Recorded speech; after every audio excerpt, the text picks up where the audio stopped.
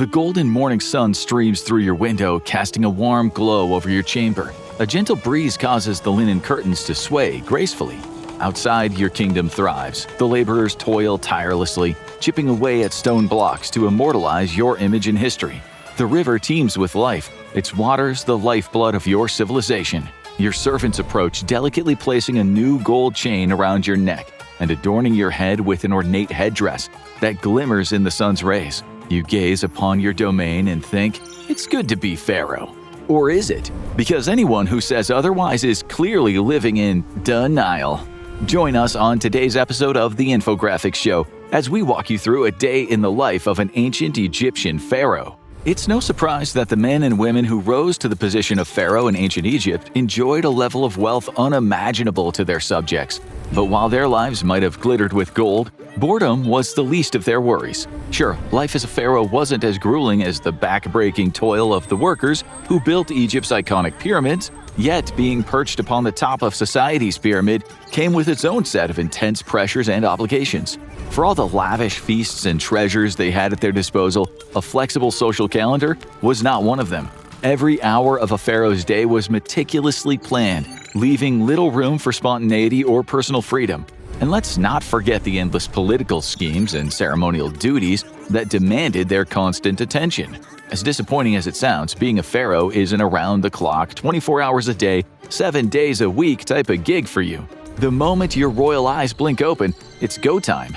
Your kingdom needs you, and it waits for no one, not even a living god. Your day typically begins with a regal wake-up call from your loyal and obedient servants, particularly your personal attendants. No alarms or snooze buttons here, just reverent whispers and the sounds of sandals shuffling across stone floors. It certainly beats your mom yelling at you to get up for pharaoh school. From there, you dive headfirst into the first of your many regal responsibilities, sifting through letters and dispatches from across your vast kingdom. Yes, even pharaohs couldn't escape the tyranny of paperwork, or rather papyrus work. And just like in today's inbox overload, the scrolls keep piling up, each one demanding your divine attention.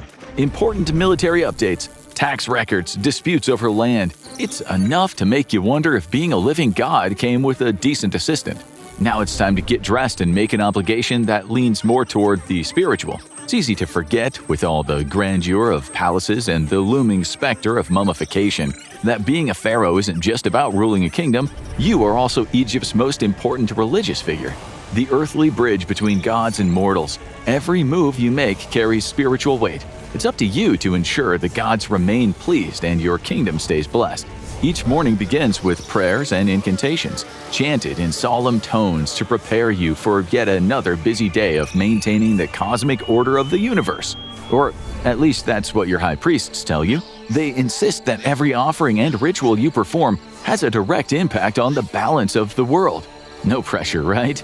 The dawn of each new day isn't just another sunrise, it's a celestial event. A moment signifying the natural renewal of life and the continuation of your divine mission as Egypt's ruler. Your people depend on you to maintain harmony and balance with the gods. Needless to say, waking up on the wrong side of the bed wouldn't just ruin your day, it could spell disaster for the entire kingdom. Let's face it, no one likes a grumpy pharaoh. Having started your day and the cycle of natural renewal on the right foot, you're ready to embrace the immense responsibilities ahead. Governance, spirituality, and diplomacy will dominate your hours, each decision weighing heavily on the lives of your subjects and the stability of your kingdom.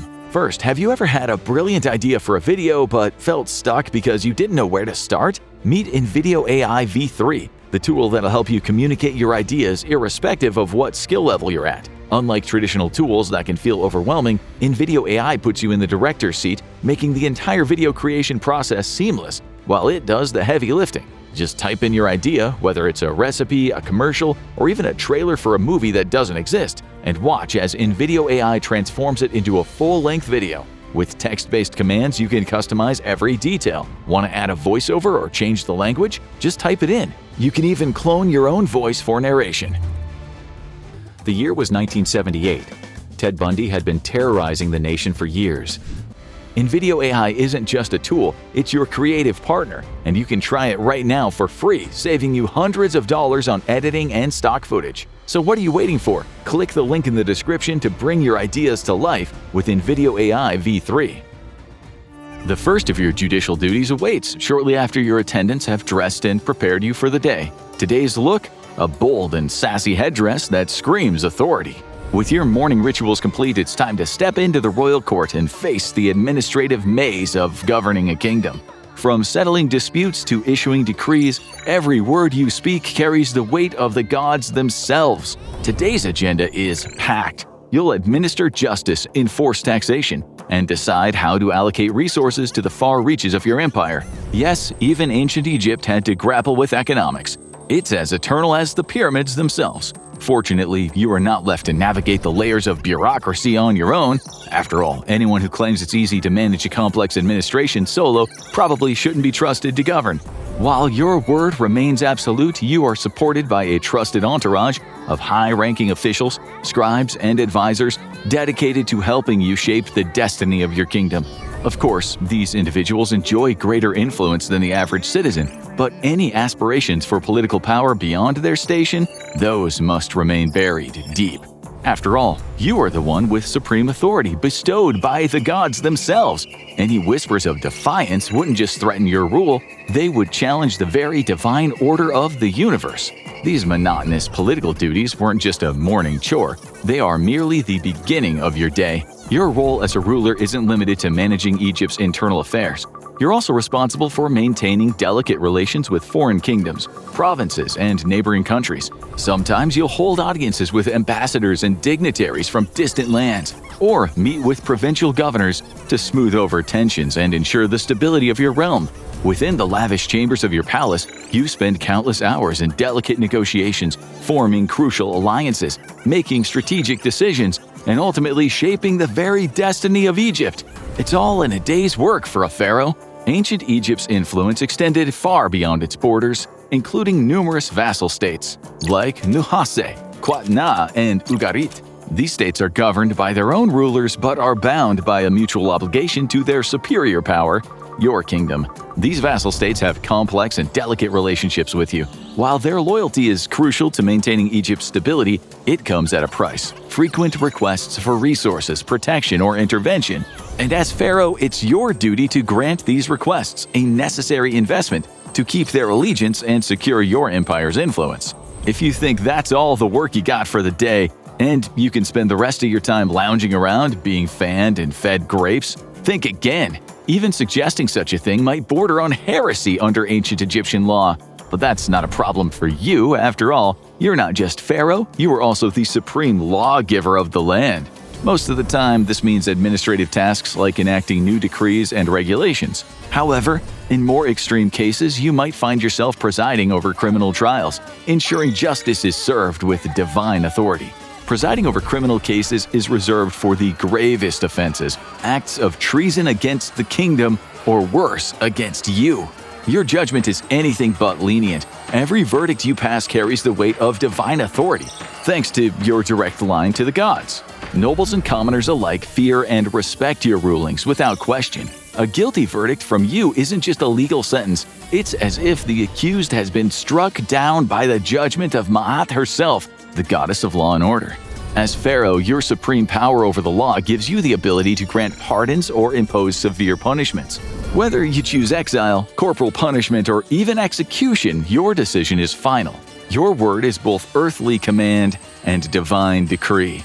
But what happens when war comes knocking on the doors of your glorious kingdom? Suddenly, most of the stately affairs you oversee take a back seat. Great for clearing up your schedule, bad because, well, there's a war happening. As the ultimate divinely appointed ruler, you aren't just the face of your kingdom, you are also its military commander. When conflict arises, it's your duty to deploy and lead your armies.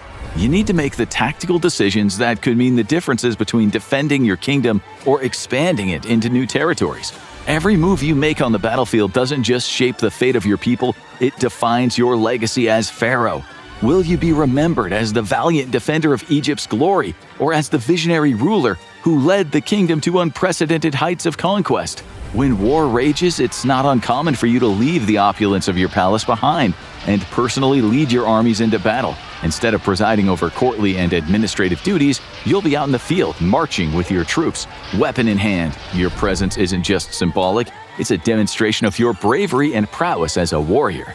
Standing shoulder to shoulder with your soldiers, you inspire their loyalty and courage, while reminding Egypt's enemies that the Pharaoh isn't merely a political figure. You are a military leader, a force to be reckoned with, whose very appearance on the battlefield can turn the tide of war. During wartime, you'll find yourself surrounded by your generals and trusted military advisors, working together to devise strategies, issue commands, and coordinate the movements of your troops. From small tactical decisions to planning lengthy campaigns, every call ultimately rests with you. If you manage to carve out some extra time between strategizing and commanding, you might even choose to oversee the training of your forces. Watching your soldiers prepare for the battle under your watchful eye ensures they are ready to face the challenges that lie ahead. But what else happens during your day outside of wartime? Well, as you've probably already gathered, religion is deeply entwined with the governance of ancient Egypt. A large portion of your daily life is dedicated to engaging in religious rituals and worshiping the gods. Venerating the gods is your foremost religious duty, requiring you to lead daily prayers and perform ceremonial offerings. These sacred acts take place in the inner sanctums of the grand temples, spaces reserved for the divine and their earthly representative, you. You have to display your unwavering devotions, seeking divine guidance and favor, and not just from the gods. Performing religious rituals is a good look to the nobility, as well as your subjects.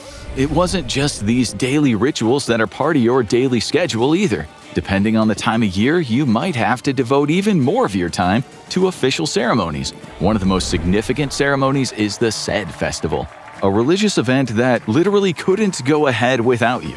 It is a grand jubilee that celebrates your 30-year reign. It reaffirms your connection to the gods and your legitimacy to hold the throne. It involves various processions, feasts, and elaborate rituals in celebration of your authority. Once your religious duties are complete, your day is far from over. You still have to oversee the latest construction projects or manage the renovations of temples and your magnificent palaces. Temples in particular demand your full attention. After all, they are not just buildings, they are sacred spaces dedicated to the gods and goddesses of the ancient Egyptian Ennead. Ensuring these structures are built to the highest standards is critical, not only to honor the divine but also secure your legacy. Take inspiration from one of your illustrious ancestors, Pharaoh Ramses II. During his reign, Ramses commissioned and oversaw the construction of two breathtaking temples at Abu Simbel. The larger temple was a monument to the gods Amun-Ra, Ptah, and Ra-Hrakti, adorned with 4 colossal statues of Ramses himself standing as eternal symbols of his greatness. The smaller temple was dedicated to the goddess Hathor and Queen Nefertari, Ramses' most beloved wife. Mercifully, your schedule does allow for some leisure time, with room for rest and relaxation both between and after all the official duties, both stately and religious. Your downtime takes place in one of your many opulent palaces, where you can retreat to lush, meticulously maintained gardens, tended by your loyal servants. These gardens offer an escape from the relentless duties of rulership. Your me time isn't limited to lounging in the gardens, you also enjoy performances from musicians and dancers. On the quieter evenings, you might gather your closest advisors and multiple wives for a board game night. One of your favorites, Senet, a game fit for royalty and one of the oldest known board games in history. The game, played with 10 or more pawns on a 30-square board, is as much about strategy as it is about entertainment. Even the great Pharaoh Amenhotep III was known to indulge. This doesn't mean the day has come screeching to a halt, though. You are a keen sportsman and like to unwind by showing off your skills at various sports. Like Ramses II, you're an accomplished charioteer, mastering the art of controlling a chariot with both speed and precision. Whether on the battlefield or on the racetrack, you often take part in thrilling races to hone your abilities and assert your dominance. You're also drawn to the thrill of the hunt, just like King Tutankhamun, whose tomb is adorned with striking depictions of him pursuing waterfowl, desert ibexes, and even lions. Speaking of tombs, though, the preparation and preservation of bodies in ancient Egypt is arguably one of the most fascinating parts of this historical culture. From mummification and the use of canopic jars containing organs to their entire belief system about the afterlife. As Pharaoh, the meticulous preparations for your eventual death began many years ago. Your tomb, the eternal resting place for your remains, is an architectural masterpiece that must be completed well before the day you pass into the afterlife. But building a tomb is only part of the story. Reflecting on your mortality isn't a grim task. It is a fundamental aspect of your life. Preparing for death means ensuring your legacy, securing your passage to the afterlife. Each decision you make today echoes in eternity and prepares you for your ultimate journey. It's not uncommon for you to attend rituals associated with death and the afterlife to prepare yourself for the inevitable. These ceremonies are not simply symbolic. They're an opportunity to secure your place amongst the gods and ensure your transition to the afterlife is seamless and blessed. Your immortal legacy ensures that even after you pass, the gods' favor continues to shine upon Egypt, safeguarding its future. The day is coming to an end and the sun is beginning to set. You retreat into the inner sanctum of your palace for a few moments of solace and tranquility. You seek the wisdom of your most trusted confidants, discussing matters of great importance and refining strategic plans that will soon be set into motion. Then, right before heading to sleep at the end of a busy day, you once again take part in further rituals, focusing on cleansing and purification. This ensures a peaceful transition from the waking world to a night of peaceful dreams. Under symbols of protection and surrounded by guards keeping watch, you settle down to sleep. But tomorrow it all starts over again. If you could step into the sandals of a pharaoh for one day, what would you focus on? Expanding the kingdom, worshiping the gods, or just lounging around in the palace gardens? Let us know in the comments below. Now go check out the daily life of a North Korean, or click on this video instead.